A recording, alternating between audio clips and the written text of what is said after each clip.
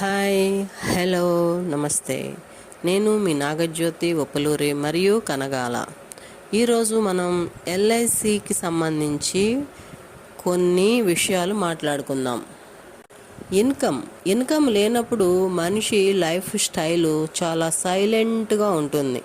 ఎలా అంటే 1925 బ్యాచ్ని మనం సైలెంట్ బ్యాచ్ అంటాం.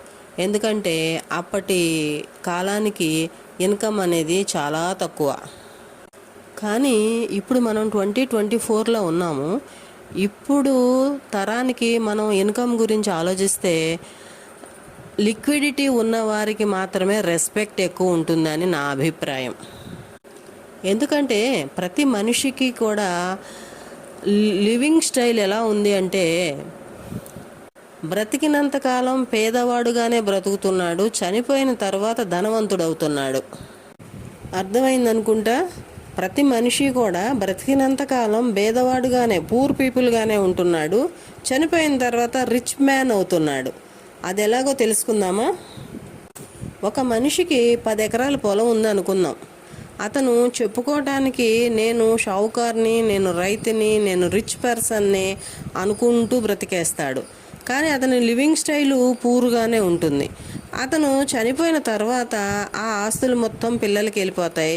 మీ నాన్న ఏమిచ్చాడ్రా అన్నో, మా నాన్న పోయిన తర్వాత నాకు ఇన్ని కోట్ల రూపాయల ఆస్తులు వచ్చాయనో పిల్లలు చెప్పుకుంటే అప్పుడు మనం చనిపోయిన తర్వాత ధనవంతులం అవుతున్నాం. మనిషి చనిపోయిన తరువాత కాదు, బ్రతికున్నప్పుడు కూడా మనీ అవసరమే. అసలు బ్రతికున్నప్పుడే డబ్బు అవసరం ఎక్కువ. వెనకటి కాలంలో లిక్విడిటీ, రిటర్న్స్, రివార్డ్స్ ఇలాంటివన్నీ చాలా తక్కువగా ఉండేవి. మనిషికి ఆదాయం అనేది చాలా చాలా తక్కువగా ఉండేది, ఖర్చు తక్కువగా ఉండేది. కానీ ఈరోజు మనిషి మంచం దిగక ముందే కోల్గేట్ దగ్గర నుంచి గుడ్ నైట్ వరకు లెక్క వేస్తే ఒక రోజుకి ఒక మనిషికి సుమారు 3,000 రూపాయలు సరిపోవడం లేదు కాదంటారా? ఇప్పుడు మనం లివింగ్ స్టైల్కి సంబంధించి పర్ఫెక్ట్ సొల్యూషన్స్ గురించి ఒక్కసారి ఆలోచిద్దాం. ఎందుకంటే ప్రతి మనిషికి కూడా లాంగివిటీ పెరిగింది, జీవన ప్రమాణం పెరిగింది, ఆయుష్ పెరిగింది. 100 సంవత్సరాల ఆయుష్ని భరించడం ఎలా? ఈరోజు ప్రతి మనిషి కూడా రూరల్, అర్బను అనేటువంటి తేడా లేకుండా, అంటే కార్పొరేషన్, మున్సిపాలిటీ, పంచాయతీ అనేటువంటి తేడా లేకుండా ప్రతి మనిషి కూడా రూపాయి కోసం పోరాటం చేస్తున్నారు. రూపాయిని అనేక మార్గాల్లో సంపాదించుకోవటానికి అవకాశాలు ఎక్కువగా ఉన్నాయి. కానీ మనిషి ఫిజికల్ ఎఫెక్ట్స్ మీద ప్రేమని పెంచుకుంటున్నాడు. ఆస్తులే ఉంటున్నాయి, ఆదాయాలు ఉండటం లేదు. కానీ ఆదాయం ఎలా? సంపాదనని సంపదగా మార్చుకుంటున్నాడు మనిషి. మనం ఒక పొలము, ఒక అపార్ట్మెంటో, ఒక ఎస్ఎఫ్టీ ఏదైనా ఏర్పాటు చేసుకున్నప్పుడు ఆటోమేటిక్గా దాని మీద మనం ప్రేమను పెంచుకుంటూ పోతాం. కానీ దానిని అమ్మను లేము, అనుభవించను లేము. దాని మీద అవేజీ వచ్చేది చాలా చాలా తక్కువ. దాంతో మన అవసరాలు తీరవు.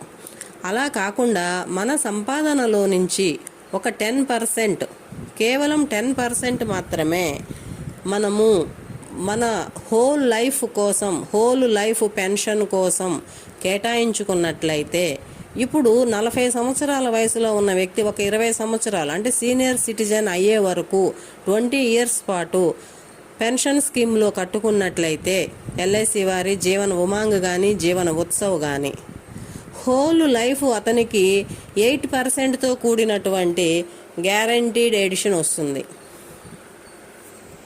మన సంపాదనని, మన కష్టార్జితాన్ని మనమే అనుభవిస్తున్నాము.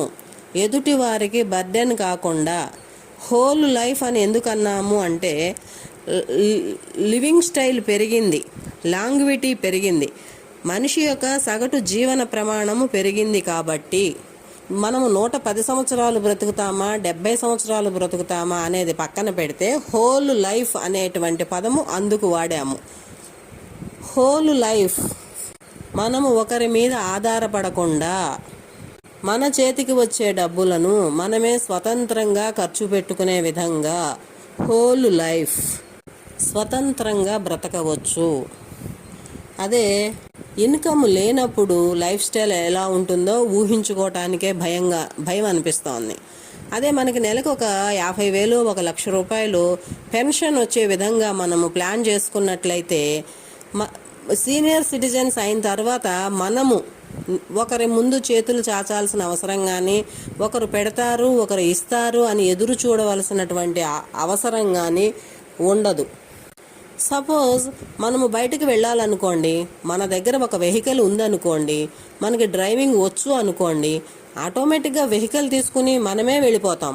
ఒక డ్రైవర్ కోసం ఎదురు చూడాల్సిన అవసరం లేదు, పక్కింటి వారిని బండి అడగాల్సిన అవసరము లేదు. మన దగ్గర రూపాయి ఉంది అంటే మనం తీసుకునేటువంటి నిర్ణయాలకి కూడా మనమే బద్దులము. మన పిల్లలకి మనవడనో మనవరాలు అనో ₹1 పెట్టాలి అనన్నా మనం స్వతంత్రంగా సంతోషంగా ఇవ్వడంలోని ఆనందం చాలా మజాగా ఉంటుంది.